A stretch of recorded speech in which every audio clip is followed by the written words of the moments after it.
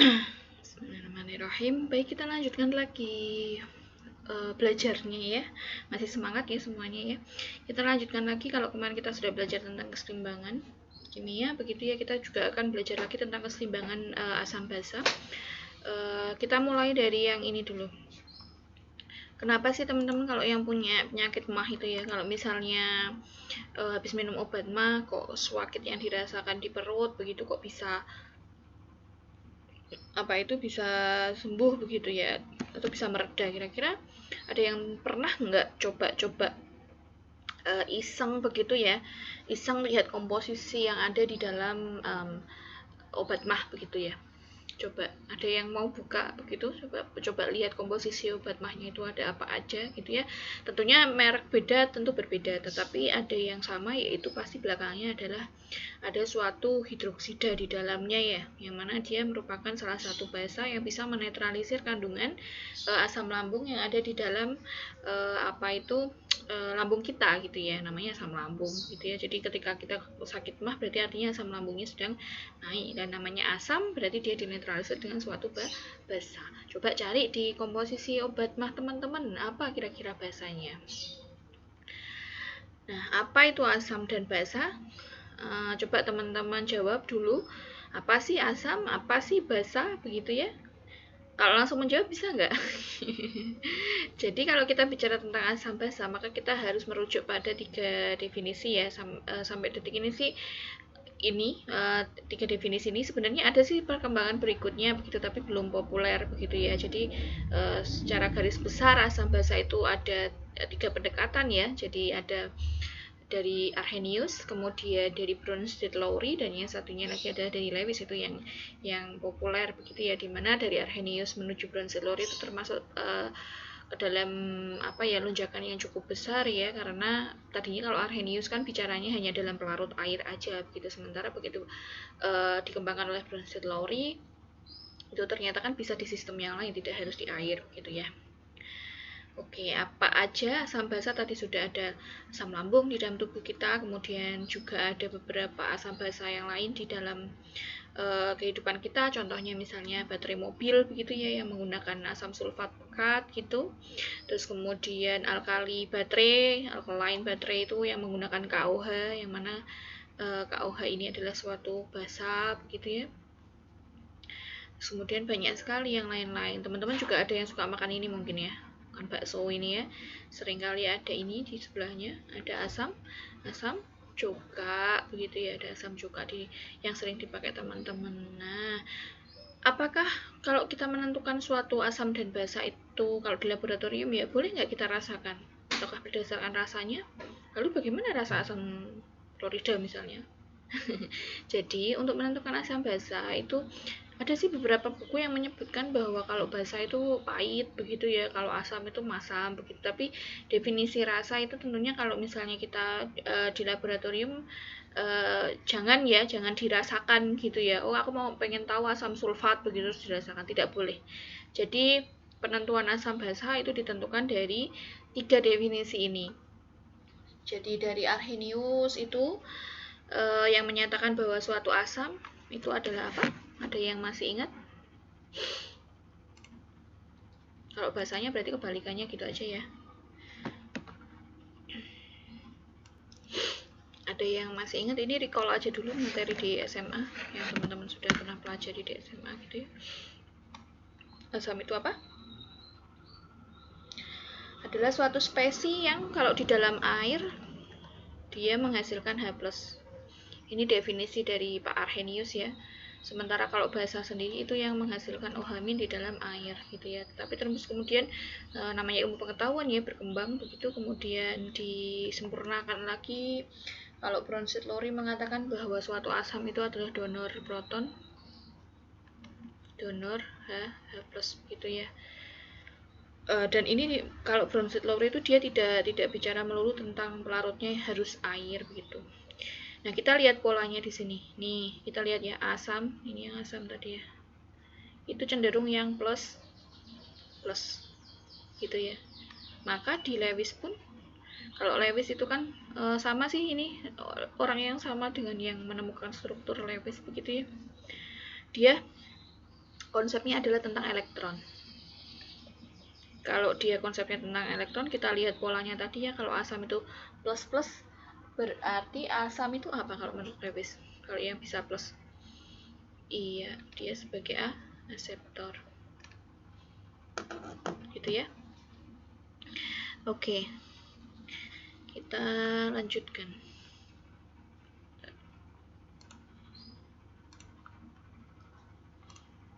Nah, ini ya, bahwa dikatakan senyawa yang melepaskan H+, begitu di dalam air itu adalah menurut Bapak Arrhenius, beliau menyatakan bahwa dia dikatakan sebagai suatu asam, gitu ya. Terus kemudian basa adalah senyawa yang melepaskan OH- di dalam air. Contohnya ini ya, NH3 kemudian terlarut di dalam air akan menghasilkan reaksi setimbang menghasilkan NH4+ plus OH-, begitu ya. Oh ya, kenapa ini tulisannya kesetimbangan? Gitu ya. Karena memang di dalamnya terjadi kesetimbangan dinamis begitu. Karena di sini adalah suatu basa lemah. Nah, teman-teman masih ingat nggak dulu waktu di SMA mungkin ya, atau mungkin di SMP malah begitu ya. Asam yang kuat apa aja coba? Teman-teman biasanya tahu nih. Asam kuat apa aja? Biasanya tuh yang teman-teman ingat tuh apa? Kalau biasanya dulu pakai jembatan keledai lagi ya, asam kuat. Tapi kalau di alam itu sebenarnya yang banyak justru malah asam lemahnya ya, karena banyak asam organik begitu yang sifatnya cenderung asam lemah begitu ya. Asam kuat ada apa aja? Kalau dulu saya menghafalnya, sebenarnya tidak perlu dihafalkan ya, karena kita punya data ya gitu, data yang terionisasi sempurna. Asam kuat adalah asam yang terionisasi sempurna. Nanti di belakang juga saya jelaskan terionisasi sempurna itu maksudnya seperti apa, sehingga penulisannya kalau untuk asam kuat maupun basa kuat, pokoknya yang elektrolit kuat itu kan yang ABG kan kemarin itu kan, anak babe gue, bukan ya anak baru gede, oh bukan juga ya. Jadi yang elektrolit kuat asam, basa, garam. Nah ini yang kuat, itu berarti masuk sebagai elektrolit kuat gitu ya, dimana dia itu terionisasi secara sempurna di dalam air, secara sempurna di dalam air. Artinya kalau terionisasi sempurna, sebagai contoh saya ambil HCl begitu ya, HCl itu maka penulisannya bukan setimbangan, tapi terionisasi sempurna semuanya kan, maka dia dia harus menggunakan panah yang penuh begitu. Beda kasus kalau misalnya H3PO4 ini adalah suatu asam lemah, maka kita perlu memberikan penulisan dengan cara kesetimbangan gitu ya. Oke, sebelum masuk ke sana, tadi asam kuat apa aja? Teman-teman kita recall aja dulu ya. Asam kuat biasanya teman-teman menghafalkannya gimana?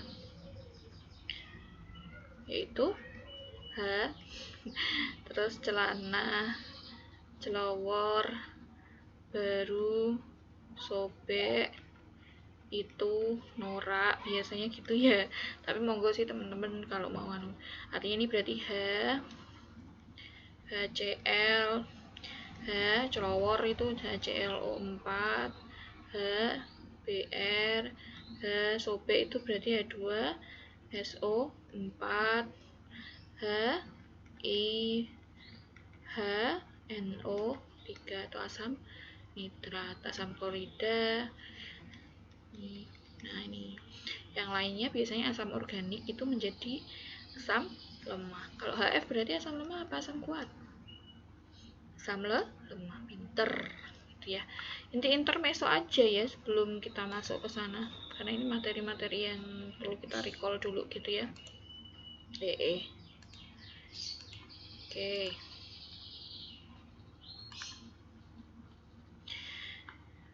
Ini ya, bukan kelemahan sih sebenarnya ya, tapi memang pada saat itu menemukannya baru itu. Terus kemudian yang namanya teori ilmu pengetahuan kan berkembang, yang kemudian disempurnakan gitu ya, bahwa kan pelarut itu tidak cuma air gitu ya. Jadi beberapa kalau teman-teman tahu itu kan pelarut kan ada yang pelarut polar, non polar, terus kemudian ada pelarut organik juga gitu yang banyak digunakan begitu. Jadi tidak terbatas bagaimana kita menentukan keasaman dan kebasaan ketika sistem kita itu tidak di dalam air begitu ya. Maka dari itu terus kemudian dari Bronsted-Lowry ini mengembangkan ilmu ini begitu ya, dikatakan bahwa sudut pandangnya adalah terkait dengan proton. Jadi kalau asam beliau katakan adalah sebagai donor proton, sementara basa itu adalah aseptor proton, di mana suatu asam basa Bronsted-Lowry ini dia akan memiliki suatu pasangan ya, konjugat. Konjugat itu adalah pasangannya. Jadi misalnya contoh ini adalah suatu asam, gitu ya. Nah, dia akan menghasilkan suatu basa konjugasi yaitu CH3COO-, gitu ya. Karena dia kan ini punya H+ toh.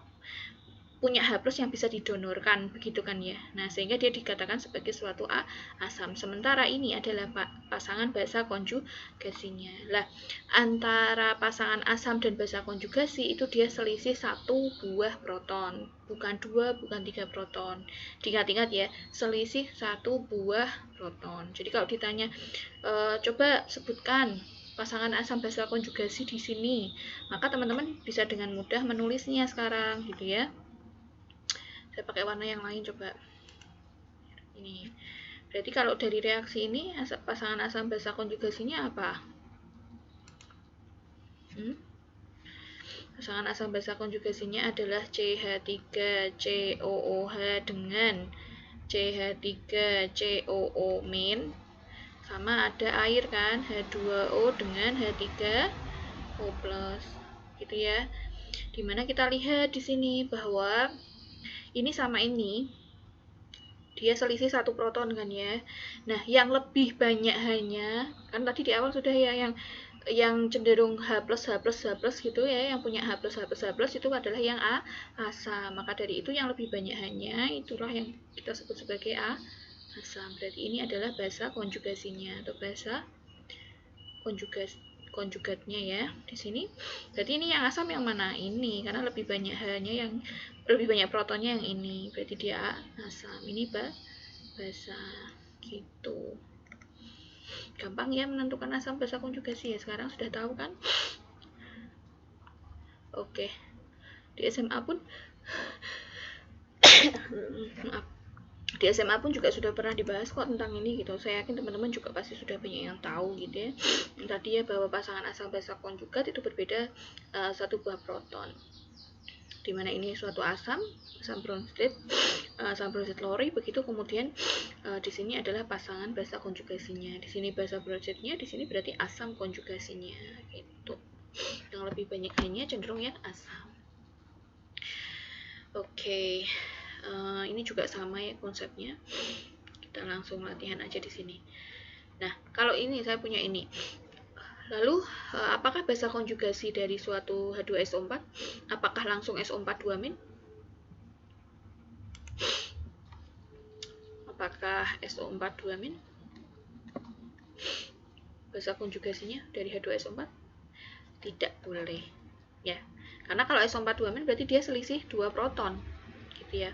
Padahal tadi dikatakan bahwa selisih untuk asam basa konjugasi pasangannya itu hanya selisih 1 buah proton.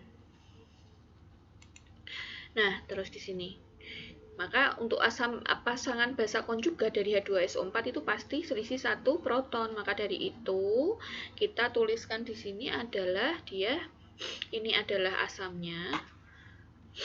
Ini adalah asamnya, pasangan basa konjugasinya berarti tinggal kita kurangi 1 buah H+, begitu ya. 1 buah H+ berarti kan hanya diilangi 1 gitu kan. Berarti jadi HSO4. Nah, dikurangi plus 1 berarti jadi -1 di sini kan. Jadi basa konjugasinya. Gitu ya. Nah, dari spesi ini coba sekarang. HSO4- di sini kira-kira kalau dengan SO4 2-, nih ya yang di bawah ini mana yang asam, mana yang basa? Ayo dijawab. Mana yang asam, mana yang basa? Baik, berarti ini yang asam karena dia kelebihan H1, kelebihan proton 1 gitu ya. Ini yang basanya. Lah Bu, lah dia di sini kok jadi basa konjugasi? Lah kok di sini jadi asam? Di sini basa kok di sini asam. Nah, itulah yang disebut dengan sifat amfoter. Ya, jadi si HSO4- ini dia bisa berperan sebagai basa maupun berperan sebagai asam, tergantung kondisinya, gitu ya. Nah, kondisi yang seperti apa ini yang mau kita bahas gitu ya. Saya mengarahkan ke sini dulu. Jadi, ada sesuatu zat begitu ya, zat yang kita katakan sebagai zat amfoter atau amfiprotik begitu yang dapat berperan sebagai asam atau basa Bronsted. Selain tadi HSO4- itu ada juga air. Air juga merupakan sifatnya amfoter. Artinya apa? Ketika dia berada di dalam basa yang lebih kuat, dia bisa berperan sebagai asam. Sementara dalam asam yang kuat, dia bisa berperan sebagai suatu basa. Jadi dia bisa berperan ganda. Itulah yang disebut sebagai amfoter. Tapi tidak semua zat bisa menjadi amfoter ya. Hanya beberapa zat tertentu tadi yang bisa kalau dia di suasana yang basa, oh dia bisa berperan sebagai asam. Kalau dia berada di dalam suasana yang asam kuat, oh dia berperan sebagai yang basanya begitu. Nah, ini contohnya ya. Contoh berikutnya adalah asam basa dari air, sehingga dikatakan autoionisasi air begitu. Nah, kita kembali ke tadi ya yang Bu Enta mau jelaskan asam kuat, asam lemah itu bagaimana sih secara mikroskopisnya gitu. Jadi dikatakan bahwa asam kuat itu dia memiliki kecenderungan itu terionisasi secara sempurna di dalam larutan, sehingga makanya untuk penulisan tanda panahnya itu tidak lagi reversible begini begitu, tetapi penulisannya harus pakai begini gitu ya. HCl begitu dia akan terionisasi menjadi H+ plus Cl- begitu ya. Kalau di dalam air berarti ya dia ada di H3O plus Cl- gitu ya. Karena dia terionisasi secara sempurna. Terionisasi secara sempurna itu bagaimana? Ya ini pecah begitu HCl itu masuk ke dalam air begitu ya. Semua yang asam kuat ini begitu masuk ke dalam air, dia akan pecah menjadi ion-ionnya semua. Menjadi ini H+ dan ion Cl- semuanya gitu ya. Sementara beda kasus misalnya contoh yang asam lemah. Kalau asam lemah kenapa dikatakan reaksi setimbang? Karena masih bisa jadi bolak-balik begitu ya. Artinya apa? Ini contoh H2CO3 misalnya kita ibaratkan kita gambarkan modelkan dengan seperti ini. Ya. Maka ada beberapa bagian dari H2CO3 yang tidak terionisasi begitu loh. Dia masih utuh dalam bentuk molekul H2CO3-nya. Tetapi ada juga yang terionisasi begitu menjadi HCO3-nya itu gitu sama H+-nya gitu. Tapi masih ada juga yang ini yang molekul utuhnya begitu. Nah, bedanya di situ. Sehingga penulisan untuk yang asam lemah dia harus dalam bentuk kesetimbangan. Nah, ini dikatakan bahwa kekuatan dari asam basa konjugasi itu berkebalikan atau resiprokal begitu ya. Jadi semakin kuat asam, maka semakin lemah pula basa konjugatnya. Dalam artian begini, misalnya saya punya asam kuat kan. Contoh yang asam kuat misalnya saya punya asam nitrat. Gitu ya. Basa konjugasinya apa berarti? NO 3 minus gitu kan, selisih 1 proton kan. Nah, ketika kita punya suatu asam, ini kan asam kuat kan, maka ini basa konjugasinya justru lemah gitu. Nah, maksudnya nah, ini nanti penting banget kalau kita bicara di reaksi, terutama di kimia organik juga nanti akan membahas tentang ini juga gitu ya, mana yang kuat, mana yang lemah gitu ya. Nukleofil yang kuat, nukleofil yang lemah itu kaitannya sama ini juga gitu ya, bahwa kalau dia semakin asamnya semakin kuat berarti dia basa konjugasinya lemah. Kebalikan, kalau dia itu asam lemah, contoh misalnya HF kan lemah ya, dia bereaksi setimbang. Ini kan asam lemah. Nah, basa konjugasinya justru menjadi basa konjugasi yang kuat. Gitu, nah. Oke, paham ya?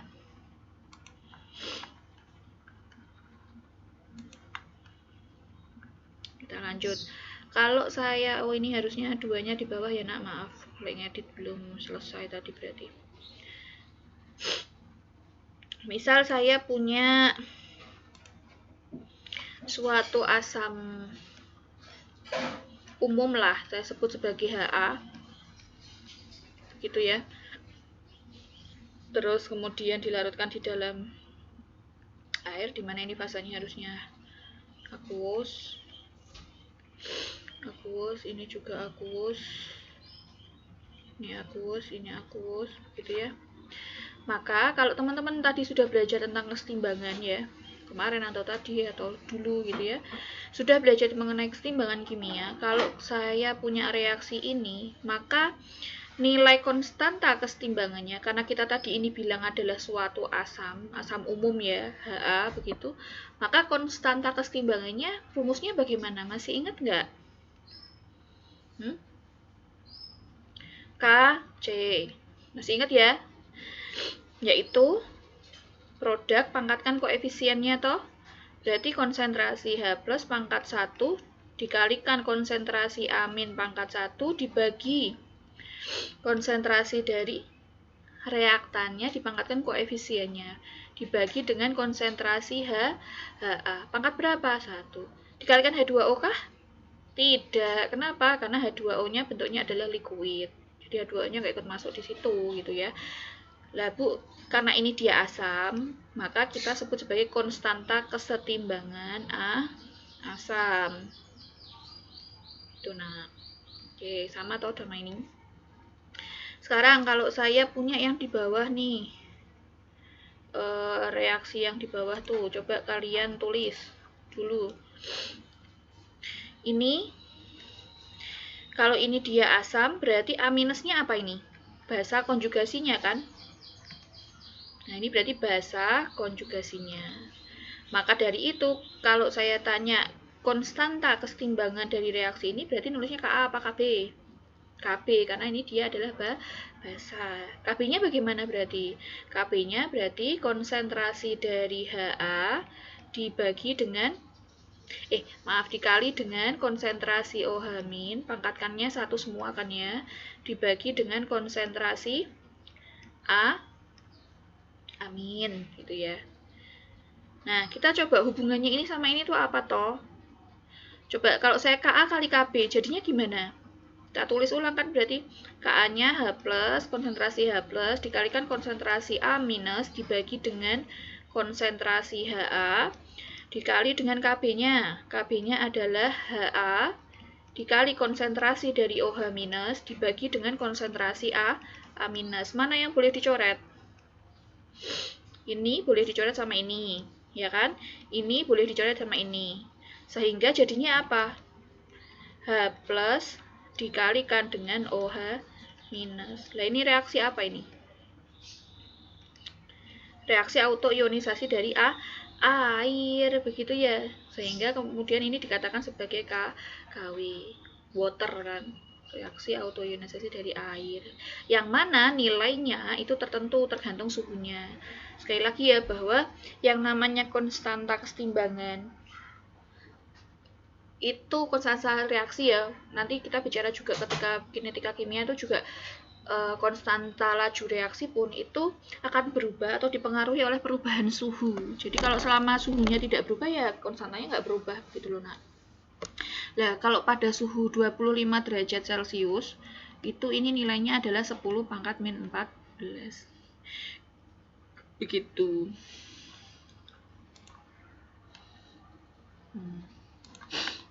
Oke, lanjut. Nah, ini tadi ya konstanta hasil kalion dari air.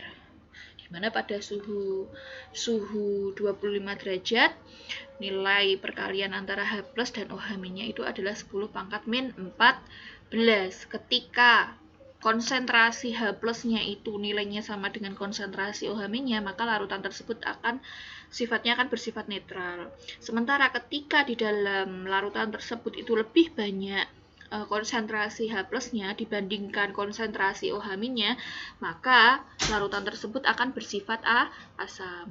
Sementara berkebalikan dengan itu, ketika nilai OH-nya itu jauh lebih banyak dibandingkan nilai H plusnya, maka dia akan cenderung untuk bersifat basa gitu ya.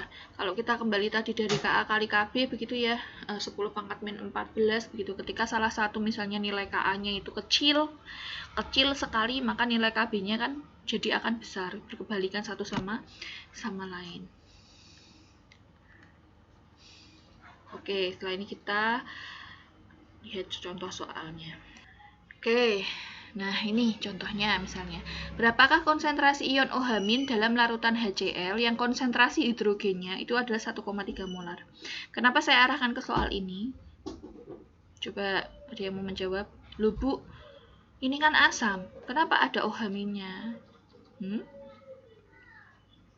Emang kalau asam nggak ada OH-nya? Nah inilah kenapa saya kasih contoh soal yang ini gitu loh. Kalau di SMA dulu mungkin kan teman-teman taunya bahwa oh nek asam ya sudah A plus doang begitu ya. Padahal tidak demikian gitu ya. Bahwa kita lihat di sini. Ini kalau kita masukkan tadi konstanta ionisasi dari air K water gitu ya. Itu kan konsentrasi H plus dikalikan konsentrasi OH-. Ya, nilainya adalah 10 pangkat min 14. Ketika suhunya 25 derajat Celcius. Diketahui di sini adalah H plusnya, konsentrasi H plusnya itu 1,3 molar.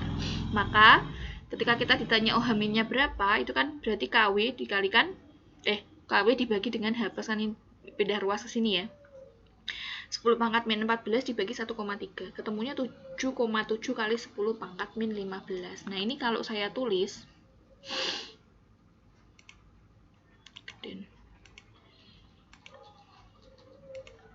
ini, kalau saya jabarkan, kalau kita tulis 10 pangkat min 15 itu kan 0,0406 gitu, 8, 10 sampai 15, terus di sini 77 gitu kan ya. Ini hitung sendiri ya. Artinya kalau saya punya misalnya 1 ditambah 7,7 dikali 10 pangkat min 15, berarti kan berapa? 1 ditambah 0,04, mau pokoknya dowo sampai pokoknya panjang sampai gini 77 gitu toh. Sehingga kemudian dianggap nilai ini tuh sebanding dengan 1. Lah angka yang ada di sini ini kemudian boleh diabaikan. Kenapa? Karena saking kecilnya begitu loh. Nah, tapi kan teman-teman calon guru ya, jadi harus tahu juga gitu loh bahwa di dalam larutan asam itu juga tetap ada konsentrasi OH-, tetapi karena sangat amat kecil sekali nilainya, maka kemudian hasilnya ketika 1 plus 0,00007 itu kan kalau ditambahkan ya hasilnya sebanding atau nilainya itu mendekati nilai 1 gitu loh ceritanya. Nah sekarang teman-teman coba kerjakan yang ini ya, saya tunggu ya jawabannya di kolom komentar di bawah. Demikian untuk part 1 dulu ini.